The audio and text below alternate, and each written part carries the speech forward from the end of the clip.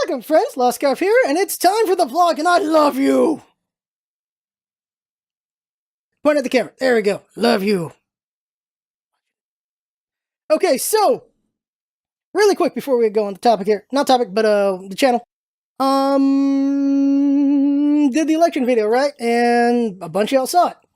What was interesting about that was it was mostly reaction from the right of the viewership, not really from the left in the comments, which was curious about that. And it was people who felt I was ignorant, or they were scared of what I was saying, or that I was ignorant. And there was no way I was going to talk about the topics in depth, but that I was ignorant. And this is the problem, is that everyone feels like anyone who disagrees with them is being ignorant is one of the problems, and that they're misinformed. And the truth of the matter is, I didn't talk about in depth, because if I talked about in depth, you'd be like, maybe I'm not so ignorant, goddammit. But the feeling that I was misinformed, and this is the problem, is that both sides of anything will feel like the other side's misinformed or ignorant and this and that. And that's going to be the topic later on. Just mentioning it right now really quick in reaction to that video, because we're not talking about the election anymore. Just reaction to the election is, guys, come on. Don't do me like that. Come on. Come on. Just quickly going over my initial reactions to what was happening. Don't do me like that. Okay. Because I'm a moderate. And here's the problem. When you're a moderate, you're everyone's enemy. You're no one's friend, you're everyone's enemy. You're their friend until they find out you're a moderate. That's how it is. I look at each issue and I like this one for this side, I like this one for that side. Go back and forth. And you get seen as a waffler or as an enemy to both sides by doing that. If you've seen the famous Monty Python sketch on that, that is, you're on the left, which means you hate these people on the right, and the moderates. And if you're on the right, you hate these people on the left, and the moderates. I'm everyone's enemy, whether I like it or not. That's what sucks to be a moderate. Because I have to read news sites from both sides. I'm reading Fox, I'm reading CNN, I'm reading MSNBC, I'm reading NPR, listen to NPR, I'm looking at PolitiFact, Politico, I'm looking at, don't really like looking at Drudge all that much, I'm looking at, I've looked at Breitbart, Slate, I'm looking at all these damn groups and all these different news places, and they all have their different slants for different reasons about different things, and you have to look at them all so you can get the full picture, but it's an exhausting process to do, but you have to do it as a moderate because you're trying to understand everything that's going on. And at the end of the day, since they all have their different slants and things, that there are differences, there are things that just conflict on both sides about the same issue, about all these different things. It is very frustrating and exhausting, and you're never sure what the truth is, and you have to use yourself as a frame of reference to understand what is going on, and watch videos. You have to just see the debates, you have to see the rallies, you have to see so many things to try to understand what is going on. And at the end of the day, for me, looking at all that, I could not go with Trump, I had to go with Hillary. I wasn't going to do a third-party vote because I didn't Mr. Aleppo up in there, and then Jill Stein, I'm not really feeling Jill Stein. So Hillary was the one I felt the most. I felt this was the best way to go, so I went with that. That's my vote. And I said in that video is that whatever you voted for, I accept you, unless you voted for Harambe. You can go to hell if you voted for Harambe, because what the hell's wrong with you? That's not how you use politics in the election. That's not how you do it. You got to actually vote for real. It's not a joke. This isn't a joke. The memes are funny and all, but it's not a joke, people, and that's the problem. Treating politics like a joke is bad for everyone. It doesn't matter if your side won or not. Treating it like a joke is not good for anybody, because this is one of the most serious things there are, politics. There's political humor, that's great and all, but at the end of the day, we got to take it seriously. And there are people who didn't, and I really hate those people, because you got to take it seriously. It's politics, for God's sakes. Now, coming off the heavy part, to what I want to talk about before going over topic, and topic is going to be about bubbles and forests, and you'll understand what that means in a bit, but first thing I want to bring up, before I bring up the other thing I want to bring up first, FF10, we're at Unalaska. When we finish FF10, we're going to go to FF9. I'm not talking about this right now because there's a question, and I want to make sure you guys see it before you stop watching the video, and that is, FF9's coming up next, and those of you who know FF9, there's no voice dialogue, so I have to voice the entire game. And that's going to either be great or not great to a bunch of y'all. And this is going to be a good chance for me to practice my voices, and I have to create new voices for some of these characters. I'm going to use some of my old voices for some of these characters. Right now, Steiner's going to be freaking Reinhardt. We know that for a fact, because of course it's going to be. Zidane, I don't know. Vivi, I have a guess what I'm going to do. Garnett's going to be interesting. There's a lot more characters in FF9. I've never played the game. I've only seen stuff of it, but I've never played it. I've never watched gameplay of it. I just know of the game and some of the spoilers. So the question is, what kind of voice are you expecting for some of these characters? From me. Like, what are the voices you're expecting here? I'm very curious. What you want to see or what you think you'll see, well, hear from that one. I'm just very curious about that. That's the question. That's why I'm bringing it up now. Now, the most important thing I'm going to talk about today has got to be Desert Bus. Desert Bus is something from Loading Ready Run, and they're doing right now a 24/7 stream for like a week. They're playing Desert Bus, but they're doing skits. There's a difference between the two, right?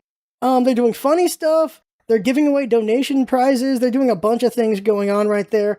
And if you're a fan of Magic, they give away uncut sheets of Magic sets every year because they kind of have a good relation with Wizards of the Coast. So there's that. And yeah, they really know Magic. And so if you're a big fan of them or you become a fan of them, you can even donate and make requests. You can like, I like this character from this skit and this character from this skit. What if they met? That might be funny. Or what is this character doing a skit on this subject might be funny. Things like that. And there are personalities who have shown up, like Takahata's been on there. And again, I'm a big fan of Chris Straub has been on there. Now, if we could find that, my favorite one's with Chris Straub. If we could just find that one about Chris Straub, my favorite skit thing from Desert Bus, and put that in the description, that would be great, Jinx. Can you do that? I'm going to have to do it myself, aren't I? Yeah, okay, I'll do it myself. Okay. So they're great.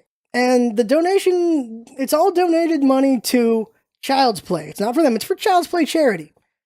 Child's Play, if you don't know what it is, it's been around since 2003. It's from the Penny Arcade guys, Micro Hulick and guy whose name I can't remember right now. My apologies. Since 2003, they've raised about $40 million over 13 years. And what Child's Play is, it brings toys and games to kids in hospitals. Because when you're sick in the hospital, you can't really do much. You're just laying there. Maybe you're watching TV. Maybe you're just being miserable. Who knows? And, for kids, it's probably a lot worse. They're just sitting there. They want to go out and play. They want to do this or that, but they can't. So Child's Play brings them toys and games to play. So kids can do something while they're at the hospital. Maybe they had tonsillitis. Maybe they had, not tinnitus. Maybe they had whatever thing. Maybe a kid going through cancer. Kid going through this or that. Whatever complication or problem they're having, they're in the hospital for a while. And this brings games to them. It gives them something to enjoy. And you know how we feel about people just enjoying themselves. Again, with Desert Bus, we could all use some laughs considering how the election has been. The election has been very toxic. Talk about that a little bit later.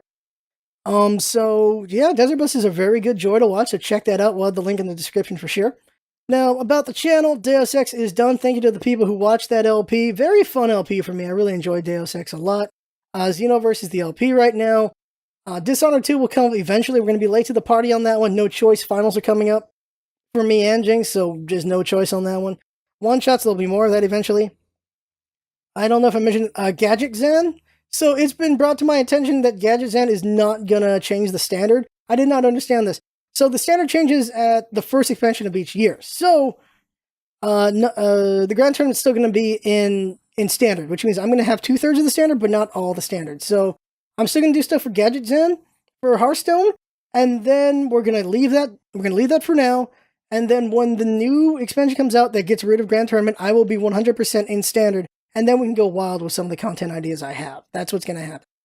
Doing guides, Roadhog just came out, McCree's up next. After that will be Anna. So here's a fun thing to tell you about Anna. So, ranked. There's only like 1 week left in ranked, I think, right? For Overwatch. So I've been using that to just work on playing heroes. In quick play, you can just work on mechanics. But in ranked, you can work on playing as a team. That's how I feel. So I've been playing ranked and just playing just all these different heroes in ranked to just get better at them. So I have a better understanding how you play them as a teammate and different things. And how you play in ranked is definitely a little bit different from quick play with different heroes.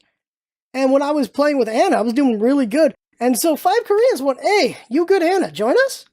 I'm like, "Budget, okay, I'll join." And so I played with Koreans for a couple hours. And fuck. The only English they said was Anna good and good Anna. Anna good. That's all they used in English. That was it. Also, thanks. That's all they used when they were talking to me. They were just typing Korean at each other the whole time. But we done it. I didn't lose a single round. I didn't lose a single freaking round. Control didn't lose a single round. It was amazing. It was magical. Now having played with 5 Koreans, everything else is lacking. Nothing else compares to playing with 5 Koreans. It was amazing. It was freaking amazing how well things worked. And this was with no with no communication. Like, it was just healing them and keeping them alive and giving them the ult, whoever I felt was good for it at the right time. It was amazing. It was magical. Just playing like this well-oiled machine without talking, which is the dream for me, is just a team knowing what to do. And it was amazing. It was truly amazing. The only communication they ever used was need healing if they needed it and I wasn't around them, so I had to rush over to get to them. That was it. It was amazing. It was a real fun time. It was great. Let's see, what else did I talk about? We streamed Smite yesterday. That was kind of fun. We did, let's see here. I played Cupid, Thanatos, and Kamazats. I got to see a bunch of the new gods. I got to see Jingwei. She's kind of cool. Izanami, I cannot believe they gave an ADZ a stealth dash. Why? Terra, damn. That's a mama. That's a rock hard hot mama right there. Who else? Toth! Freaking Toth! Here's my question. When he buys Book of Toth, he's like, oh, that's where I put my book. Like, does he say something about that? I want to know. Because I didn't play him. I didn't have a chance to play him. I'm like, freaking Toth. I got one hit. I got erased. It's like you put like a line of pencil and you just erase right across the freaking paper on it, tearing the paper in half, just trying to erase that line on the paper. Toth just wrecked me. Like, one-shot kill the guy. Like, holy crap. Like, damn, Toth hit hard. Toth hit very hard. But, I played Cupid because the chat couldn't decide who I should be. I'm like, oh, fudge, I'll just pick Cupid. Because there wasn't much time left. I didn't know who the new ADCs were. And I had fun playing Cupid, and I won up against, there was Fafnir and Jingwei in that game. And freaking Fafnir, the second I saw Fafnir, and the second he turned into a dragon, I'm like, oh, damn, a dragon? It's a dragon! And it's a tank dragon, too. So I'm like, okay, I'm going to build way too much pen. I'm going to kill that dragon. I'm going to penetrate this dragon. I'm going to wear him as a suit. That's what I'm going to do. And so I spent the game just leveling as fast as I could and getting as much money and just hunting that dragon, which is hard as hell because that's a really tanky dragon. Holy crap. He's tanky as balls. But I'm like, I'm hunting a dragon. I'm wearing a dragon. That was great. Monster Hunter thoughts right there. Second game, I played Thanatos, and the thing about Thanatos is apparently he got a buff to his silence for some reason. The thing about Thanatos is because he's so percentage-based, you don't have to worry about your build. So I just built whatever I wanted, and he's Thanatos. He does work. That's it. And the third game was Kamazats, which was kind of interesting. Like, Kamazats, like, the whole thing, I was talking like Baldock from Yu Yu Hakusho. And I was like, if you ever seen Yu Yu Hakusho Abridged, I mean, from Lanny Pator from Team 4-Star. And so I was just talking kind of like them, like, well, Bat like jungle, Bat attack jungle, Bat like speed buff, Bat help you get blue buff, Bat attack mid camps, Bat think gank coming, Bat think careful left, Bat think we should attack right lane. Because I just talk like that. I have no idea what his voice pack is, but I talked like that and I had fun with that. Like, oh hey, Bat find cat, Bat attack cat, Bat run away from cat, cat hurt hard. That's me fighting on her. And I just had a lot of fun with it. Why can Bat not jump over a wall? Why can Bat not fly over a wall? Bat have jump but don't go over a wall. That confused Bat very much. And I just had fun. Just had fun with it. It was really fun. And yeah, it was a fun stream to do. And we'll see if Smite ever comes back again. This is the second time we've done Smite since we quit it. People really like Smite. People really want us to play Smite. No surprise, like, majority of our subs are from Smite. But we're never going to go back there and be there forever again. Like, that is past. Because just looking at the balance and just the changes that have been made, I'm like, yeah, this would really flip me out. But I'm not a Smite person anymore, so I'm not as flipped out by it. I'm like, I'm not a fan of these things, but forget it. Doesn't matter. Let's just have fun. Let's just have fun. That's what I did. I just had fun. That's what it's all about, having fun, right? And that's everything. So, topic, gonna try to go over the topic quickly, succinctly, try to do it well. I'll just tell you right now, this is like the third take of this because the last ones are like an hour long each, and I want to just go over the points of this, and that is because it was me just going over the same thing over and over again. And that is two things. That is Bubbles and the forest. And the forest is this. This is Jinx's variation on the forest. And the forest is the concept of you're not seeing the forest for the trees. That's the common analogy. And the idea there is that you're not seeing not seeing details, not seeing the individuals that make up the group. Like you're so focused on this thing, you're not seeing the big picture. Is the idea? I think is the correct idea for that. The idea that Jinx's variation is that you are not the forest, and the idea is you see yourself as the group because you think everyone around you is like the same idea, same concept, and everything. So the idea is you're not every individual, and this is something we're all guilty of. All of us are guilty of this. Is that this is my sensibilities? Why do other people not have the same sensibilities? Or we assume a lot of people, like we assume that everyone should have the same sensibility we do. And I'm guilty of that. We're all guilty of that. We all think that we're seeing things the right way. We're all the main character of our story. We're all the good guy, right? We all see ourselves as the main character. But the fact of the matter is, we're right on a lot of things. We're wrong on a lot of things. That's just how life is. None of us are perfect. We're quite flawed. Hey friends, Scar from the future, which is going to be the past at some point. I have Prince's hair now, so there you go. So I did so many takes on this vlog to try to get my thoughts together. And what happens when you do that is you start to forget what you said and what you didn't say. And I did not define bubbles. So that's why I'm saying it right here. So the idea of bubbles are that's what you surround yourself in. That's your social structure, like the people you talk to and follow and the information you look at. That's kind of your bubble going on there. And so for a lot of people, their bubble is very much on one side or the other of the spectrum. And because of that, they don't really see the other side all that much. Or they see only the extreme side of that side, which is very frustrating and not good for any of us. It's the reason why we're so divisive right now. It's the reason why we're so divided is because we all put ourselves in the bubble for the most part. Like a lot of us have. Not everyone, of course, but some of us put ourselves in these bubbles where we're deep on the left and we only see the stuff from the right that outrages us. And same thing for the other side. And that's something that's very unfortunate. And it doesn't help any of us because all it does is it makes us make the other the enemy. We don't try to understand the other side, we just get mad at the other side. And that doesn't help anybody. And so what I'm trying to argue is that we should expand our bubbles. Like, understand more of the other side and more of what's outside of us. Not necessarily agreeing with other people's opinions, but understanding their opinions and where they're coming from. Because hopefully at the end of the day, politics, they should not be sports games. It should be everyone's trying to make the country better. That's the hope. And they're doing it through their own vision of how it should be. Different ways coming up the mountain to get to the mountaintop for this country. And you want to hope and believe everyone's just looking for the way to the top for this country. And they all feel it's from these different ways. Some people feel it's through immigration, through economics, through domestic policy, through foreign policy. People have different opinions on how to get there. That's what's going on. And you hope that everyone's just thinking for the group to go there. Anyone who's thinking selfishly for just their own group and not the group as a whole for everybody, that's not so great. But we should understand where everyone's coming from for the most part, not necessarily agreeing, but understanding, so that we can just have better discourse and understanding trying to get to the top. And the problem with bubbles are, just think about your bubble. If you're on the right or on the left. If you're on the left, what is the thing about the right that you only know about? And that is all the horrible shit. Like the day after the election, because I've been so left-leaning, my bubble's mostly left at the moment. So because of that, I'm just seeing all the stories about women, Muslim having their hijab ripped off. Or even just Indian or other different kind of brown being told that they're going to get deported because they're Muslim when they're not actually Muslim. Or you have Mexican kids who have other students saying they're going to get deported and just treating them like shit. You have LGBT people who are getting treated like shit.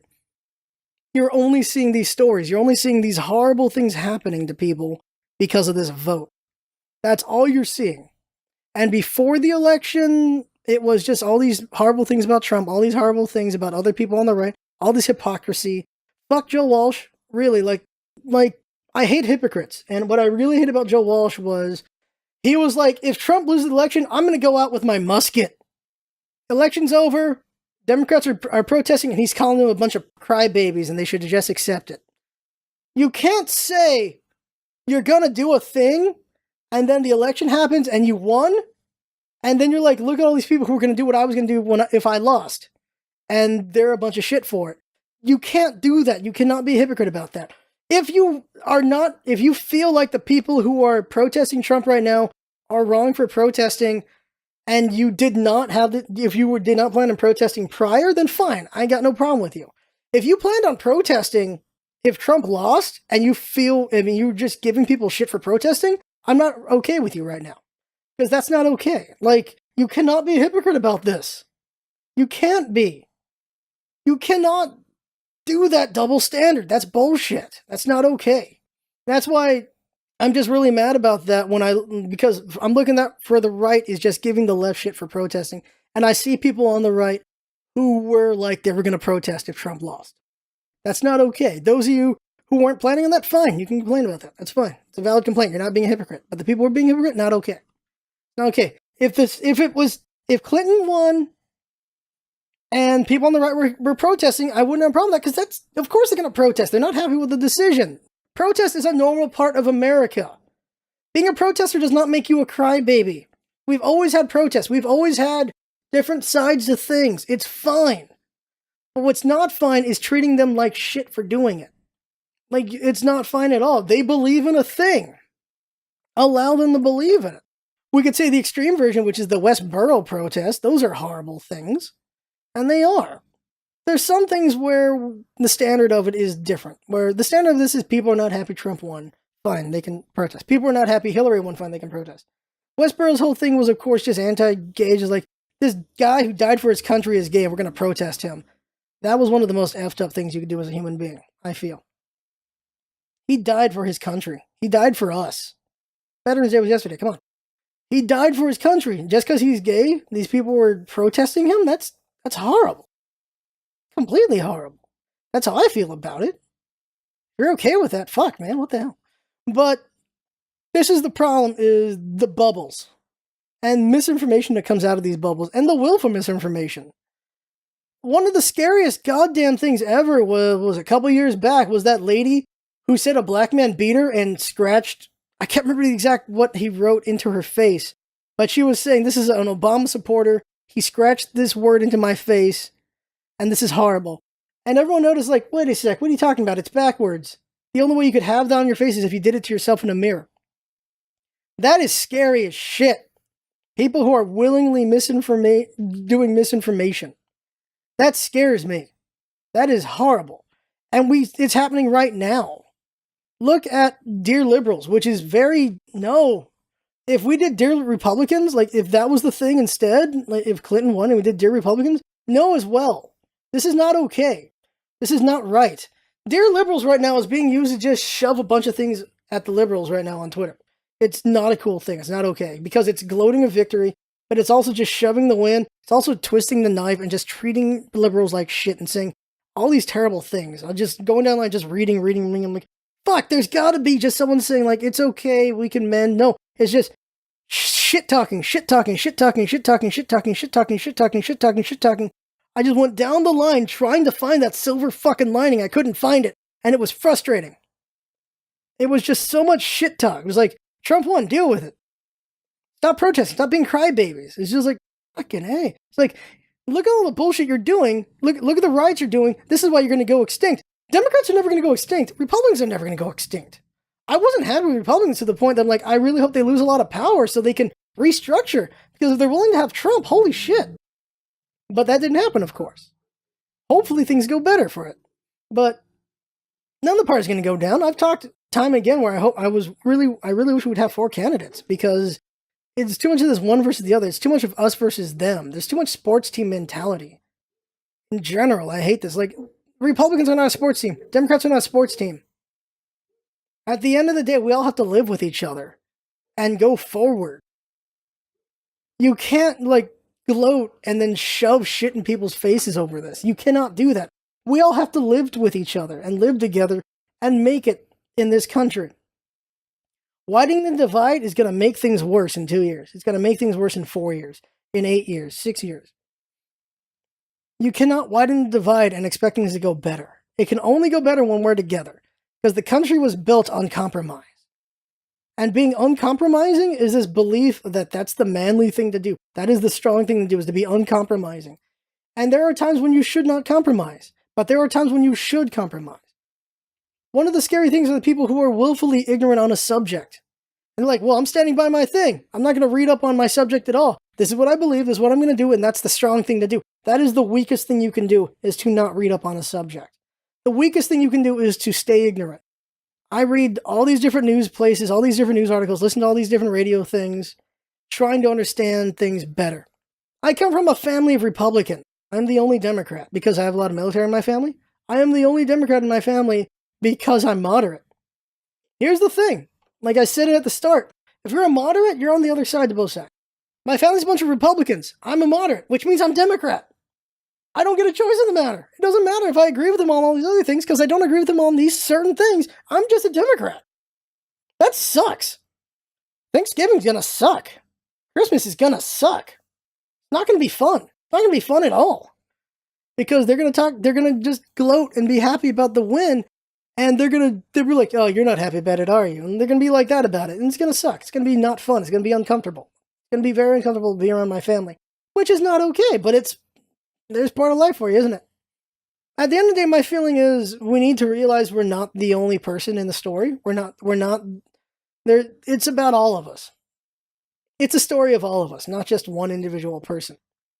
And not just that, but also we need to expand our bubbles and understand the other side better. And actually understand it. We need to see more than just the radical part. Because when our bubble is so small and so far to one side, all we ever see is the radical part, so that we can get outraged at it and get mad at it. And this is the thing as well. And the person who put it best, I feel, is Stephen Colbert when he talked about the poison. He said, we all like to drink the poison because it charges us up a little bit. But we've been drinking too much poison. We've been having way too much outrage. We've been enjoying being mad too much. And he's right about that, I feel. Because I've been feeling like that for months. We get mad about everything all the time. And it's not okay. We keep getting outraged about everything. There are horrible things happening, and we should not be happy about that, for sure. But that is not all life is, and that is not all we should stand to be against and do things about. These things that just made us hate.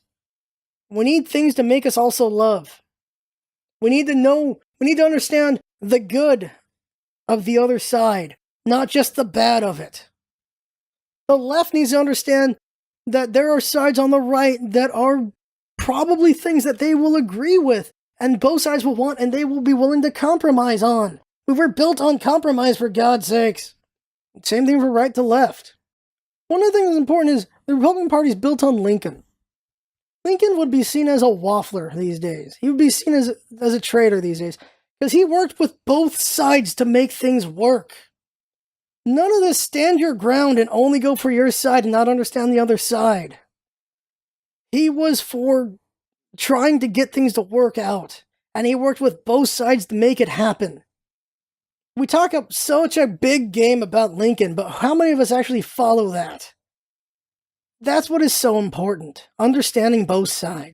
That is the most important thing. I do so much goddamn reading and I still don't understand everything because that's how it is. Because there's just so many things to understand. So much misinformation going on. So many things are just... I'll give you an example seen today. Misinformation, but they're different degrees.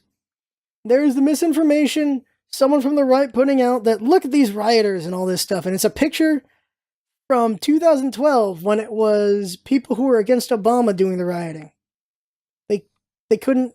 There's plenty of pictures they could have taken from today or yesterday that they probably could have used. Probably not as inflammatory as that one, but there's pictures they can show of just people just not happy about Trump winning that they could have used. But instead they used that picture because it was such a damning looking picture.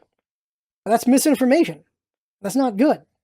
Other side of things on a lighter note, but it's still misinformation but it was for a joke. So that's the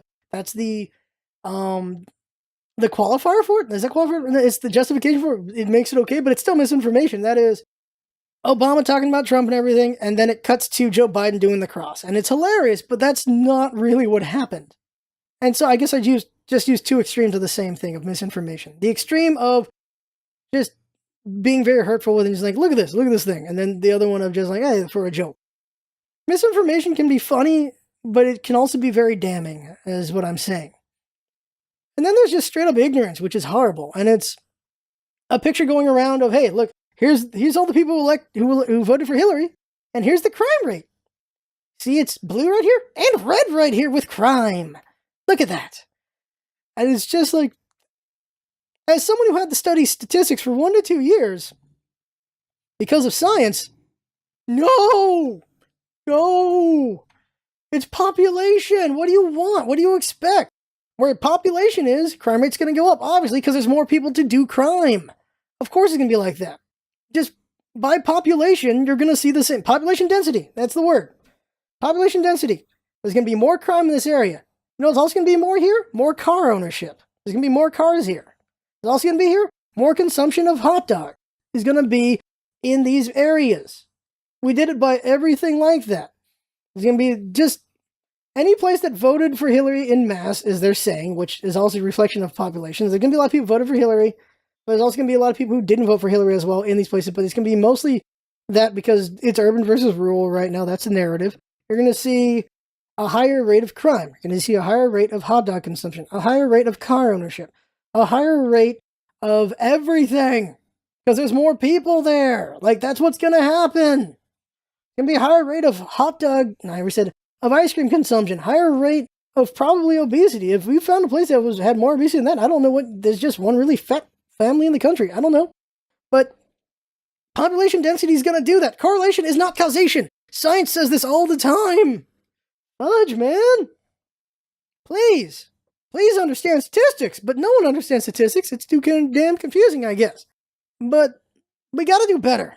Here's the problem. It's easy to be an asshole. We all know that. It's very easy to make snark comments. It's very easy to just be a jerk. It's very easy to not understand the other side. Because you don't have to do any reading. You don't have to do anything. Just keep sticking to your thing. It's harder. It takes more time to read up the other side. To understand subjects. It's harder. It takes more time to do that. I've been recording this vlog for 3 hours, guys. Because I want to convey my thoughts correctly and not make anyone the enemy. The only real enemy is, well, there are enemies. The real enemy is people who are hurtful and who are reveling in the pain of all this. We need to come together, not stay divided. We're all fucked if we're divided. I said in the election video, I was very unhappy about things when I noticed it was going to be divided. I thought it was going to be a landslide. The fact that it became so close, even if Hillary won, I was not happy because it means that we really are divided. And that's not good. I'm more worried about that than Trump. I'm worried about the division of our country. That's what bothers me. Also, of course, I'm worried about the fact Republicans have all three. It's never good for one party to have all three. And my sister, who's very Republican, feels the same. She's like, she wishes Democrats had something because you cannot have all three on one side because that means they can do whatever they want. You don't want that. You don't want complete control for one side. There's no compromise there. Compromise is what we were built on. It's what we should continue to do instead of this divisive sports team mentality. But it's where we are. And I hope we're better for it, not worse for it. I hope we find a way to come together. Live together, don't die alone. The whole thing about the house being divided. Lincoln again, for God's sakes. A house divided cannot stand. That is super paraphrasing it, because I can't remember the exact quote right now. My brain is exhausted from this. But there you go. That is the vlog, everybody. As always, we need to have more fun. And we are making more content to have fun. I hope Owlboy is really fun for everyone tonight. I hope everyone enjoys Amnesia tomorrow and whatever else comes up that you like to watch. So that right there is the vlog. I had fun talking. I had fun watching and listening. That's what's all about, isn't it? Having fun, things come by, and see you next time.